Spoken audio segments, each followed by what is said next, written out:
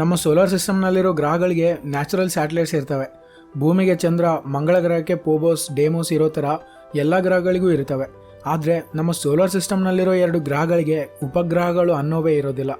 ಈ ವಿಷಯ ಸ್ಕೂಲ್ನಲ್ಲಿ ಹೇಳಿದರೂ ಕೂಡ ಇನ್ನೂ ತುಂಬ ಜನಕ್ಕೆ ಈ ವಿಷಯ ಗೊತ್ತಿಲ್ಲ. ನಮ್ಮ ಸೂರ್ಯನಿಗೆ ಹತ್ತಿರದಲ್ಲಿರೋ ಬುಧ ಮತ್ತು ಶುಕ್ರ ಗ್ರಹಕ್ಕೆ ಉಪಗ್ರಹಗಳು ಅನ್ನೋವೇ ಇರೋದಿಲ್ಲ. ವಿಜ್ಞಾನಿಗಳು ಯಾಕೆ ಇವುಗಳಿಗೆ ಉಪಗ್ರಹಗಳು ಇಲ್ಲ ಅಂತ ರಿಸರ್ಚ್ ಮಾಡ್ತಿದ್ದಾರೆ. ಪ್ರಸ್ತುತ ಅವ್ರು ಅಂದ್ಕೊಳ್ತಿರೋದು ಏನಂದರೆ, ಇವು ಸೂರ್ಯನಿಗೆ ತುಂಬ ಹತ್ತಿರದಲ್ಲಿ ಇರೋದ್ರಿಂದಲೇ ಇವುಗಳಿಗೆ ಉಪಗ್ರಹಗಳು ಇಲ್ಲ ಅಂತ ಅಂದ್ಕೊಳ್ತಿದ್ದಾರೆ. ಯಾಕಂದರೆ ನೀವೇ ನೋಡಿ, ಸೂರ್ಯನಿಗೆ ಹತ್ತಿರದಲ್ಲಿರೋ ಈ 2 ಗ್ರಹಗಳಿಗೆ ಉಪಗ್ರಹಗಳಿಲ್ಲ. ಅವುಗಳ ನಂತರ ಸೂರ್ಯನಿಗೆ ಹತ್ತಿರದಲ್ಲಿರೋ ನಮ್ಮ ಭೂಮಿಗೆ ಒಂದೇ ಒಂದು ಉಪಗ್ರಹ ಇದೆ.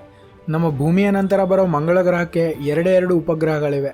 ಮಂಗಳ ಗ್ರಹದ ನಂತರ ಬರೋ ಗ್ರಹಗಳು ಸೂರ್ಯನಿಗೆ ಸ್ವಲ್ಪ ದೂರ ಇದ್ದು ಡಜನ್ ಗಟ್ಟಲೆ ಉಪಗ್ರಹಗಳನ್ನು ಹೊಂದಿವೆ. ಅಂದರೆ ಸೂರ್ಯನಿಗೆ ದೂರ ಇರೋ ಗ್ರಹಗಳಿಗೇನೆ ಜಾಸ್ತಿ ಉಪಗ್ರಹಗಳಿವೆ. ಇದರಿಂದ ಸೂರ್ಯನಿಗೆ ಹತ್ತಿರ ಇರೋ ಗ್ರಹಗಳಿಗೆ ಉಪಗ್ರಹಗಳು ತುಂಬ ಕಡಿಮೆ ಮತ್ತು ಇಲ್ಲದೇ ಇರೋದ್ರಿಂದ ಈ ಬುಧ ಮತ್ತು ಶುಕ್ರ ಗ್ರಹಗಳಿಗೆ ಉಪಗ್ರಹಗಳು ಇಲ್ಲದೇ ಇರೋದಕ್ಕೆ ಸೂರ್ಯನೇ ಕಾರಣವಾಗಿರ್ಬೋದು ಅಂತ ವಿಜ್ಞಾನಿಗಳು ಅಂದ್ಕೊಳ್ತಿದ್ದಾರೆ.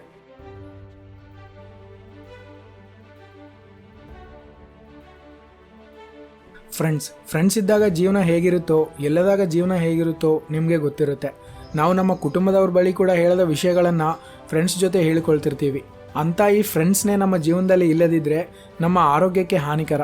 ಈ ವಿಷಯವನ್ನು ನಾನು ಹೇಳ್ತಿಲ್ಲ, ಹಾರ್ವರ್ಡ್ ಯೂನಿವರ್ಸಿಟಿ ಅವರು ಹೇಳ್ತಿದ್ದಾರೆ. ಸ್ಮೋಕಿಂಗ್ ಮಾಡೋದ್ರಿಂದ ನಮ್ಮ ಹೆಲ್ತ್ ಎಷ್ಟು ಹಾಳಾಗುತ್ತೋ, ನಮ್ಮ ಲೈಫ್ನಲ್ಲೇ ಒಬ್ಬ ಫ್ರೆಂಡ್ ಇಲ್ಲದಿದ್ದರೆ ಅಷ್ಟೇ ಹಾಳಾಗುತ್ತಂತೆ. ಈ ವಿಷಯವನ್ನು ಹಾರ್ವರ್ಡ್ ಯೂನಿವರ್ಸಿಟಿನವರು ಒಂದು ಸ್ಟಡಿಯಲ್ಲಿ ಕಂಡುಹಿಡಿದಿದ್ದಾರೆ. ನಾನು ಈಗ ಹೇಳೋ ಒಂದು ವೆಬ್ಸೈಟ್ ಬಗ್ಗೆ ತುಂಬ ಜನರಿಗೆ ಗೊತ್ತಿರೋದಿಲ್ಲ. ಕಾಡು ಪ್ರಾಣಿಗಳನ್ನು ಇಷ್ಟಪಡೋರಿಗೆ ಈ ವೆಬ್ಸೈಟ್ ತುಂಬ ಇಷ್ಟವಾಗುತ್ತೆ. ಆ ವೆಬ್ಸೈಟ್ ಹೆಸರೇ ಆಫ್ರಿಕ್ಯಾಮ್. ಈ ವೆಬ್ಸೈಟ್ನಲ್ಲಿ ಆಫ್ರಿಕಾದಲ್ಲಿರೋ ಕಾಡುಗಳು, ಅಲ್ಲಿ ನಡೆಯೋ ದೃಶ್ಯಗಳನ್ನು ಲೈವ್ನಲ್ಲಿ ನೋಡ್ಬೋದು. ಕಾಡುಗಳಲ್ಲಿ ಅಲ್ಲಲ್ಲಿ ಹಲವಾರು ಕ್ಯಾಮೆರಾಗಳನ್ನು ಅಳವಡಿಸಿ ಈ ವೆಬ್ಸೈಟ್ನಲ್ಲಿ ಲೈವ್ ಸ್ಟ್ರೀಮ್ ಮಾಡ್ತಾ ಇರ್ತಾರೆ. ವೈಲ್ಡ್ ಲೈಫ್ ಬಗ್ಗೆ ಆಸಕ್ತಿ ಇರೋರು ಒಮ್ಮೆ ವಿಸಿಟ್ ಮಾಡಿ. ಯಾವ ದೇಶದಲ್ಲಾದರೂ ಲಿಮಿಟ್ಗಿಂತ ಸ್ಪೀಡಾಗಿ ಡ್ರೈವ್ ಮಾಡಿದರೆ ಪೊಲೀಸರು ಫೈನ್ ಹಾಕ್ತಾರೆ. ಕ್ಯಾಲಿಫೋರ್ನಿಯಾ ಇಲ್ಲಿ ತುಂಬ ಸ್ಲೋ ಆಗಿ ಡ್ರೈವ್ ಮಾಡಿದರೆ ಪೆನಾಲ್ಟಿ ಪಾಯಿಂಟ್ಸ್ ಹಾಕ್ತಾರೆ. ಯಾಕಂದರೆ ಸ್ಲೋ ಆಗಿ ಡ್ರೈವ್ ಮಾಡಿದರೆ ಟ್ರಾಫಿಕ್ಗೆ ಇಂಟ್ರಪ್ಷನ್ ಆಗುತ್ತೆ.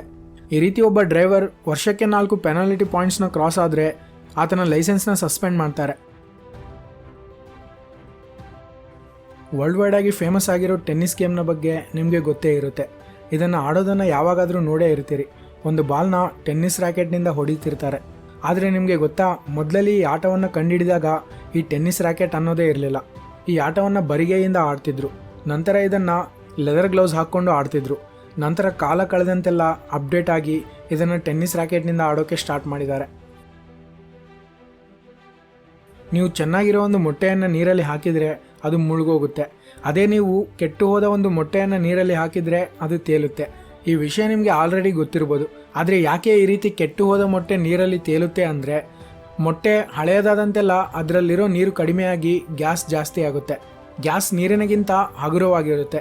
ಆದ್ರಿಂದಲೇ ಕೆಟ್ಟು ಹೋದ ಮೊಟ್ಟೆಯಲ್ಲಿ ಗ್ಯಾಸ್ ಇರೋದ್ರಿಂದ ನೀರಲ್ಲಿ ತೇಲುತ್ತೆ.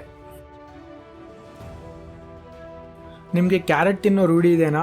ಆದರೆ ಈ ಸಲ ಕ್ಯಾರೆಟ್ನ ಹಸಿಯಾಗಿ ತಿನ್ನೋ ಬದಲಿಗೆ ಅದನ್ನು ಸ್ವಲ್ಪ ಸ್ಟೀಮ್ ಮಾಡಿಕೊಂಡು ತಿನ್ನಿ. ಸ್ಟೀಮ್ ಮಾಡ್ಕೊಳ್ಳೋದಂದರೆ ಕುದಿಸೋದಲ್ಲ, ಇದು ಬೇರೆ ಪ್ರಾಸೆಸ್. ಈ ರೀತಿ ಹೇಗೆ ಮಾಡಬೇಕು ಅಂತ ಯೂಟ್ಯೂಬ್ನಲ್ಲಿ ವೀಡಿಯೋಸ್ ಇರ್ತವೆ, ನೋಡಿ ಆ ಥರ ಮಾಡ್ಕೊಳ್ಳಿ. ತರಕಾರಿಗಳನ್ನು ನೀರಲ್ಲಿ ಕುದಿಸೋವಾಗ ತುಂಬ ನ್ಯೂಟ್ರಿಯೆಂಟ್ಸ್ ನೀರಲ್ಲಿ ಬೆರೆತು ಹೋಗ್ತವೆ. ಈ ರೀತಿ ಸ್ಟೀಮ್ ಮಾಡೋದ್ರಿಂದ ನ್ಯೂಟ್ರಿಯೆಂಟ್ ಲಾಸ್ ತುಂಬ ಕಡಿಮೆ ಆಗಿರುತ್ತೆ. ಆದ್ದರಿಂದ ಯಾವುದೇ ತರಹದ ತರಕಾರಿಗಳನ್ನು ನ್ಯೂಟ್ರಿಯೆಂಟ್ಸ್ ಲಾಸ್ ಆಗದೆ ಕುಕ್ ಮಾಡ್ಕೋಬೇಕು ಅಂದರೆ ಈ ಸ್ಟೀಮ್ ಮಾಡೋ ಪದ್ಧತಿ ಒಳ್ಳೆಯದು. ಇನ್ನು ವಿಷಯ ಏನಂದರೆ, ಕ್ಯಾರೆಟ್ನ ಸ್ಟೀಮ್ ಮಾಡಿ ತಿನ್ನೋದ್ರಿಂದ ನಾರ್ಮಲ್ ಆಗಿ ತಿನ್ನೋಕ್ಕಿಂತ ಜಾಸ್ತಿ ಬೆನಿಫಿಟ್ಸ್ ಇರುತ್ತೆ. ಇವನ್ನ ನಾರ್ಮಲ್ ಆಗಿ ತಿನ್ನೋಕ್ಕಿಂತ ಸ್ಟೀಮ್ ಮಾಡಿದಾಗ ಜಾಸ್ತಿ ಆ್ಯಂಟಿ ಆಕ್ಸಿಡೆಂಟ್ಸ್ನ ಹೊಂದಿರ್ತಾವಂತೆ. ಇವಷ್ಟೇ ಅಲ್ಲದೆ ಇನ್ನೂ ಹೆಚ್ಚು ಲಾಭಗಳಿರುತ್ತೆ. ಇದನ್ನು ಕುದಿಸಿ ಕೂಡ ತಿನ್ಬೋದು. ಆದರೆ ಹಸಿಯಾಗಿ ತಿನ್ನೋಕ್ಕಿಂತ ಇದನ್ನು ಕುಕ್ ಮಾಡಿಕೊಂಡು ತಿಂದ್ರೇ ಇದರಿಂದ ತುಂಬ ಬೆನಿಫಿಟ್ಸ್ ಇರುತ್ತೆ. ನಮಗೆಲ್ಲ ಹಣ ಬೇಕಾ, ಆರೋಗ್ಯ ಬೇಕಾ ಅಂದರೆ ಆರೋಗ್ಯ ಬೇಕು ಅಂತಲೇ ಹೇಳ್ತೀವಿ. ಆದರೆ ಯೋಗ ಅನ್ನೋದೊಂದು ನಿಮಗೆ ಆರೋಗ್ಯ ಕೊಡ್ತೀನಿ ಅಂದ್ರೂ ಇದನ್ನು ಯಾರೂ ಕೇರ್ ಮಾಡೋದಿಲ್ಲ. ಈ ಯೋಗ ನಮ್ಮ ದೇಶದಲ್ಲೇ ಹುಟ್ಟಿದ್ರು ಇದನ್ನು ನಮಗಿಂತ ವಿದೇಶಿಯರೇ ಚೆನ್ನಾಗಿ ಯೂಸ್ ಮಾಡ್ಕೊಳ್ತಿದ್ದಾರೆ. ನಮ್ಮ ಆರೋಗ್ಯದ ರಕ್ಷಣೆಯಲ್ಲಿ ಯೋಗದ ಪಾತ್ರ ಏನು ಅನ್ನೋದನ್ನು ತಿಳ್ಕೊಳ್ಳೋಕ್ಕೆ ಯೋಗ ಫಾರ್ ಹೆಲ್ತ್ ಅನ್ನೋ ಪುಸ್ತಕನ ಓದಲೇಬೇಕು. ಈ ಬುಕ್ನ ನೀವು ಕೂಕು FM ಅನ್ನೋ ಆ್ಯಪ್ನಲ್ಲಿ ಆಡಿಯೋ ರೂಪದಲ್ಲಿ ಕೇಳ್ಬೋದು. ಇದಷ್ಟೇ ಅಲ್ಲ, ಇದರಲ್ಲಿ ತುಂಬ ಕಂಟೆಂಟ್ ಕನ್ನಡದಲ್ಲೇ ಸಿಗುತ್ತೆ. ಇದಕ್ಕೆ ಪ್ಲೇಸ್ಟೋರ್ ಮತ್ತು ಆ್ಯಪ್ ಸ್ಟೋರ್ನಲ್ಲಿ 4.5 ರೇಟಿಂಗ್ ಇದೆ. ನಾರ್ಮಲ್ ಆಗಿ ಇದರ ಬೆಲೆ $399. ಆದರೆ ನಮ್ಮ ಸಬ್ಸ್ಕ್ರೈಬರ್ಸ್ಗೋಸ್ಕರ 50% ಡಿಸ್ಕೌಂಟ್ ಕೊಡ್ತಿದ್ದಾರೆ. ನೀವೇನಾದರೂ TDK50 ಅನ್ನೋ ಕೂಪನ್ ಕೋಡ್ನ ಬಳಸಿದರೆ ಇದು ನಿಮಗೆ $199ಗೆ ಸಿಗುತ್ತೆ. ಆದ್ದರಿಂದ ಇವತ್ತೇ ಡೌನ್ಲೋಡ್ ಮಾಡಿಕೊಂಡು ನಿಮಗೆ ಇಷ್ಟವಾದ ಬುಕ್ನ ಆಡಿಯೋ ರೂಪದಲ್ಲಿ ಕೇಳಿ. ಕೆಲವು ನಾಯಿಗಳ ಕತ್ತಿಗೆ ಈ ರೀತಿಯ ಮುಳ್ಳುಗಳ ಬೆಲ್ಟ್ನ ಹಾಕಿರ್ತಾರೆ. ನಾಯಿಗಳಿಗೆ ಈ ಮುಳ್ಳುಗಳಿರೋ ಬೆಲ್ಟ್ನ ಯಾಕೆ ಹಾಕಿರ್ತಾರೆ ಗೊತ್ತಾ? ಈ ರೀತಿ ಹಾಕೋದಕ್ಕೆ ಈಗ ಯಾವ ರೀಸನ್ನು ಇಲ್ಲದೆ ಇರ್ಬೋದು, ಆದರೆ ಒಂದು ಕಾಲದಲ್ಲಿ ಇಂಥ ಮುಳ್ಳುಗಳ ಬೆಲ್ಟ್ನ ಹಾಕೋದಕ್ಕೆ ಒಂದು ಬಲವಾದ ರೀಸನ್ ಇತ್ತು.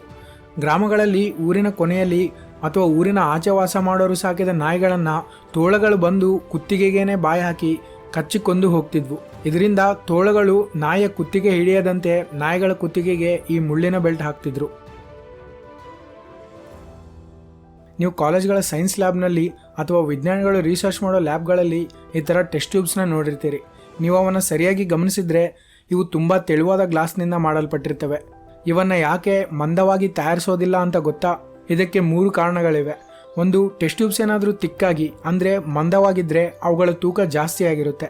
ಇದರಿಂದ ಟೆಸ್ಟ್ ಟ್ಯೂಬ್ ಹೋಲ್ಡರ್ಸ್ನಿಂದ ಅವನ್ನು ಜಾಸ್ತಿ ಹೊತ್ತು ಹಿಡಿಯೋಕ್ಕಾಗೋದಿಲ್ಲ. ಇನ್ನೊಂದು ರೀಸನ್, ಗ್ಲಾಸ್ ಲೇಯರ್ ತುಂಬ ತಿಕ್ಕಾಗಿದ್ದರೆ ಅದರ ವಾಲ್ಯೂಮ್ ತುಂಬ ಕಡಿಮೆ ಆಗಿರುತ್ತೆ. ಆದ್ದರಿಂದ ಅದರಲ್ಲಿ ಜಾಸ್ತಿ ಕೆಮಿಕಲ್ನ ಹಾಕೋಕ್ಕಾಗೋದಿಲ್ಲ. 3ನೇ ರೀಸನ್, ಗ್ಲಾಸ್ ಲೇಯರ್ ಮಂದವಾಗಿದ್ದರೆ ಆ ಟೆಸ್ಟ್ ಟ್ಯೂಬ್ನಲ್ಲಿ ಇರೋದನ್ನು ಹೀಟ್ ಮಾಡಬೇಕಂದ್ರೆ ತುಂಬ ಟೈಮ್ ಹಿಡಿಯುತ್ತೆ. ಅದಕ್ಕೆ ಆ ಟೆಸ್ಟ್ ಟ್ಯೂಬ್ ತೆಳುವಾಗಿ ಇದ್ದರೆ ಅದು ಬೇಗ ಹೀಟ್ ಆಗುತ್ತೆ. ಈ 3 ಕಾರಣಗಳಿಂದ ಟೆಸ್ಟ್ ಟ್ಯೂಬ್ಸ್ನ ತಿನ್ನಾಗಿ ತಯಾರಿಸ್ತಾರೆ. 1947ರಲ್ಲಿ ಬ್ರಿಟಿಷ್ ಇಂಡಿಯಾದ ಕೊನೆಯ ವೈಸ್ರಾಯ್ ಆಗಿದ್ದ ಲಾರ್ಡ್ ಮೌಂಟ್ ಬ್ಯಾಟನ್ ಇಂಡಿಯಾ ಮತ್ತು ಪಾಕಿಸ್ತಾನ್ಗೋಸ್ಕರ ನೀವಿಲ್ಲಿ ನೋಡ್ತಿರೋ ಈ ಫ್ಲ್ಯಾಗ್ ಡಿಸೈನ್ಸ್ನ ತಯಾರಿಸಿದ್ರು. ಆದರೆ ನಮ್ಮ ಇಂಡಿಯಾದ ಫಸ್ಟ್ ಪ್ರೈಮ್ ಮಿನಿಸ್ಟರ್ ಆಗಿರೋ ಜವಾಹರ್ಲಾಲ್ ನೆಹರು ಅವರು ಮತ್ತು ಪಾಕಿಸ್ತಾನದ ಫಸ್ಟ್ ಗವರ್ನರ್ ಜನರಲ್ ಆಗಿದ್ದ ಮೊಹಮ್ಮದ್ ಅಲಿ ಜಿನ್ನಾ ಇವರು ಸಜೆಸ್ಟ್ ಮಾಡಿದ ಈ ಫ್ಲ್ಯಾಗ್ಸ್ನ ರಿಜೆಕ್ಟ್ ಮಾಡಿದರು. ಯಾಕಂದರೆ ಈ ಫ್ಲ್ಯಾಗ್ಸ್ ಮೇಲೆ ಬ್ರಿಟಿಷ್ನವರ ಯೂನಿಯನ್ ಜಾಕ್ ಇರೋದ್ರಿಂದ ಅವ್ರಿಗೆ ಇದು ಇರೋದು ಇಷ್ಟವಾಗಲಿಲ್ಲ. ಆದರೆ ಆಸ್ಟ್ರೇಲಿಯಾ ಮತ್ತು ನ್ಯೂಜಿಲೆಂಡ್ ಅಂತಹ ಕೆಲವು ಬ್ರಿಟಿಷರಿಂದ ಆಳಲ್ಪಟ್ಟ ದೇಶಗಳು ಅವರ ದೇಶದ ಬಾವುಟದ ಮೇಲೆ ಯೂನಿಯನ್ ಜಾಕ್ ಇರೋದನ್ನು ಒಪ್ಪಿಕೊಂಡ್ರು. ಅದಕ್ಕೆ ಅವರ ದೇಶದ ಬಾವುಟಗಳ ಮೇಲೆ ಇದು ಇರುತ್ತೆ. ನೀವು ತುಂಬ ಸಲ ಮೆಡಿಕಲ್ ಶಾಪ್ಗಳಲ್ಲಿ ಈ ತರಹದ್ದು ಮತ್ತು ಈ ತರಹದ ಮಾತ್ರೆಗಳನ್ನು ತೊಗೊಂಡಿರ್ತೀರಿ. ಈ ಮಾತ್ರೆಯನ್ನು ಟ್ಯಾಬ್ಲೆಟ್, ಈ ಮಾತ್ರೆಯನ್ನು ಕ್ಯಾಪ್ಸುಲ್ ಅಂತ ಕರೀತಾರೆ.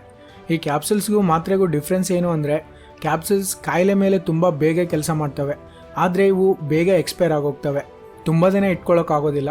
ಮತ್ತು ಈ ಕ್ಯಾಪ್ಸುಲ್ಸ್ ಟ್ಯಾಬ್ಲೆಟ್ಸ್ಗಿಂತ ಸ್ವಲ್ಪ ಜಾಸ್ತಿ ರೇಟ್ ಇರ್ತವೆ. ಆದರೆ ಟ್ಯಾಬ್ಲೆಟ್ಸ್ನ ಕ್ಯಾಪ್ಸುಲ್ಸ್ಗೆ ಹೋಲಿಸಿದ್ರೆ ಸ್ವಲ್ಪ ಸ್ಲೋ ಆಗಿ ಕೆಲಸ ಮಾಡಿದರೂ ಇವು ಬೇಗ ಎಕ್ಸ್ಪೈರ್ ಆಗೋದಿಲ್ಲ, ತುಂಬ ದಿನಗಳ ಕಾಲ ಇಟ್ಕೊಂಡು ಯೂಸ್ ಮಾಡ್ಬೋದು. ಈ ಟ್ಯಾಬ್ಲೆಟ್ಸ್ನ ಕ್ಯಾಪ್ಸುಲ್ಸ್ಗಿಂತ ಜಾಸ್ತಿ ಡೋಸೇಜ್ನಲ್ಲಿ ತಯಾರಿಸ್ಬೋದು ಮತ್ತು ಇವು ಕ್ಯಾಪ್ಸುಲ್ಸ್ಗಿಂತ ಸ್ವಲ್ಪ ಕಡಿಮೆ ಬೆಲೆಯಲ್ಲೇ ಸಿಗ್ತವೆ. ಈಗ ಭಾರತದಲ್ಲೇ ನಡೆದ ಅತ್ಯಂತ ದೊಡ್ಡ ಕ್ರಿಕೆಟ್ ಸ್ಕ್ಯಾಮ್ನ ಬಗ್ಗೆ ತಿಳ್ಕೊಳ್ಳೋಣ. ಅದು ರೀಸೆಂಟಾಗೇ ನಡೆದಿದೆ. ನಮ್ಮ ದೇಶದಲ್ಲಿ ಕ್ರಿಕೆಟ್ ಎಷ್ಟು ಫೇಮಸ್ನೋ ನಿಮಗೆಲ್ಲ ಗೊತ್ತು. ಅದರಲ್ಲಿ IPL ಅಂದರೆ ಅಂಗಿ ಹರ್ಕೊಳ್ಳೋವಷ್ಟು ಕ್ರೇಜ್ ಇರುತ್ತೆ. ಸಾಮಾನ್ಯವಾಗಿ ಕ್ರಿಕೆಟ್ ಮೇಲೆ ಬೆಟ್ಟಿಂಗ್ ನಡೀತಾ ಇರ್ತವೆ. ಕೆಲವರು ಚಿಕ್ಕದಾಗಿ ಗಲ್ಲಿ ಬೆಟ್ಟಿಂಗ್ಸ್ನ ಆಡ್ತಿರ್ತಾರೆ. ಕೆಲವರು ಈ IPL ಅಂದ್ರೇ ಬೆಟ್ಟಿಂಗ್ ವ್ಯಾಪಾರ ಅನ್ನೋ ಥರ ತುಂಬ ದೊಡ್ಡ ಮೊತ್ತದಲ್ಲಿ ಬೆಟ್ಟಿಂಗ್ ಆಡ್ತಿರ್ತಾರೆ. ನ್ಯಾಷನಲ್ ಆಗಿ ಅಲ್ಲ, ಇಂಟರ್ನ್ಯಾಷನಲ್ ಆಗಿ ಕೂಡ ನಮ್ಮ ದೇಶದಲ್ಲಿ ನಡೆಯೋ IPL ಮೇಲೆ ಬೆಟ್ಟಿಂಗ್ಸ್ ನಡೀತಿರ್ತವೆ. ಆದರೆ ರೀಸೆಂಟಾಗಿ ರಷ್ಯಾದಲ್ಲಿ IPL ಬೆಟ್ಟಿಂಗ್ ಆಡಿದವರು ಯಾರೋ ಆಡೋ IPL ಮೇಲೆ ನಾವ್ಯಾಕೆ ನಂಬಿಕೆ ಇಟ್ಕೋಬೇಕು, ನಾವೇ ನಮ್ಮ ಸ್ವಂತ IPLನ ಸ್ಟಾರ್ಟ್ ಮಾಡೋಣ ಅಂತ IPLನೇ ಸ್ಟಾರ್ಟ್ ಮಾಡಿಬಿಟ್ರು. ಈ ಫೇಕ್ IPL ಯಾಕೆ ಅಂದರೆ ರಷ್ಯಾದಲ್ಲಿ ಬೆಟ್ಟಿಂಗ್ ಆಡೋರನ್ನು ಮೋಸ ಮಾಡಿ ಬೆಟ್ ಗೆಲ್ಲೋಕೆ. ರಷ್ಯಾದವ್ರಿಗೆ ಕ್ರಿಕೆಟ್ ಬಗ್ಗೆ ಅಷ್ಟೇನೂ ಗೊತ್ತಿರೋದಿಲ್ಲ, ಯಾಕಂದರೆ ಅಲ್ಲಿ ಕ್ರಿಕೆಟ್ ಫೇಮಸ್ ಅಲ್ಲ. ಆದರೆ ರಷ್ಯನ್ಸ್ ಕ್ರಿಕೆಟ್ ಬೆಟ್ಟಿಂಗ್ನ ಮಾತ್ರ ಆಡ್ತಾರೆ.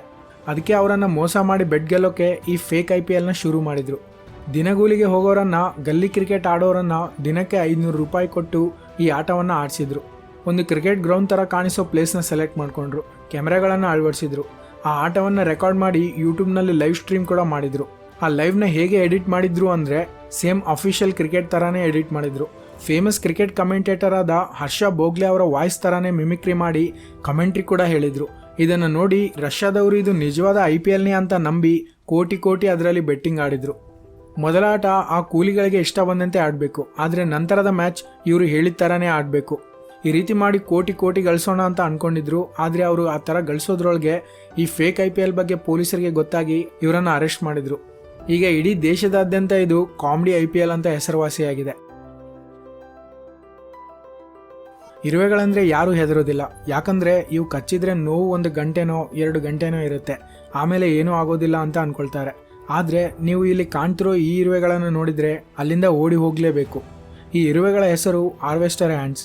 ಈ ಇರುವೆಗಳು ನಾರ್ತ್ ಮತ್ತು ಸೌತ್ ಅಮೆರಿಕಾದಲ್ಲಿ ಕಂಡುಬರ್ತವೆ. ಈ ಇರುವೆಗಳು ನಮ್ಮ ಪ್ರಾಣವನ್ನೇ ತೆಗೆಯಬಲ್ಲವು. ಮುಖ್ಯವಾಗಿ ಇವುಗಳಲ್ಲಿರೋ ಮಾರಿಕೋಪಾ ಹಾರ್ವೆಸ್ಟರ್ ಅನ್ನೋ ಆ್ಯಂಟ್ಸ್. ಇವೇನಾದರೂ ನಿಮ್ಮ ಮೇಲೆ ಹತ್ತಿದ್ರೆ ನೀವು ಮಾರಣಾಂತಿಕ ಅಪಾಯದಲ್ಲಿದ್ದೀರಿ ಅಂತಾನೆ ಅರ್ಥ ಮಾಡ್ಕೋಬೇಕು. ಇವು ನಮ್ಮನ್ನು ಕೇವಲ ಒಂದು ಸಲ ಮಾತ್ರ ಕಚ್ಚಲ್ಲ, ಒಂದೊಂದು ಇರುವೆನೂ ಹಲವಾರು ಬಾರಿ ಕಚ್ಚುತ್ತೆ. ಪ್ರತಿ ಸಲ ಅವು ಕಚ್ಚಿದಾಗ ಕೆಂಡದಿಂದ ಸುಟ್ಟಂಥ ಅನುಭವ ಆಗುತ್ತೆ. ಅಷ್ಟೇ ಅಲ್ಲ, ಇವು ಕಚ್ಚಿದಾಗ ನಮ್ಮ ದೇಹದೊಳಗಡೆ ಒಂದು ರೀತಿಯ ವಿಷವನ್ನು ಬಿಡುಗಡೆ ಮಾಡ್ತವೆ. ಅದೇ ಡೇಂಜರ್. ಇವುಗಳಲ್ಲಿ ಒಂದು ಕಚ್ಚಿದ್ರೆ ಏನೂ ಆಗೋದಿಲ್ಲ, ಆದರೆ ಇವು 100 ಸಲ ಕಚ್ಚಿದ್ರೆ ಆ ವಿಷದ ಪರಿಮಾಣ ನಮ್ಮನ್ನು ಕೊಲ್ಲುವಷ್ಟು ಇರುತ್ತೆ. 100 ಸಲ ಕಚ್ಚೋದು ಅಂದರೆ ಲೇಟ್ ಆಗ್ಬೋದು ಅಂತ ಅನ್ಕೋಬೇಡಿ, ಅವುಗಳಿಗೆ ಅದು ತುಂಬ ಸುಲಭದ ಕೆಲಸ. ಈ ಇರುವೆಗಳಿಂದ ಕಚ್ಚಲ್ಪಟ್ಟು ಆಲ್ರೆಡಿ ತುಂಬ ಜನ ಸತ್ತೋಗಿದ್ದಾರೆ.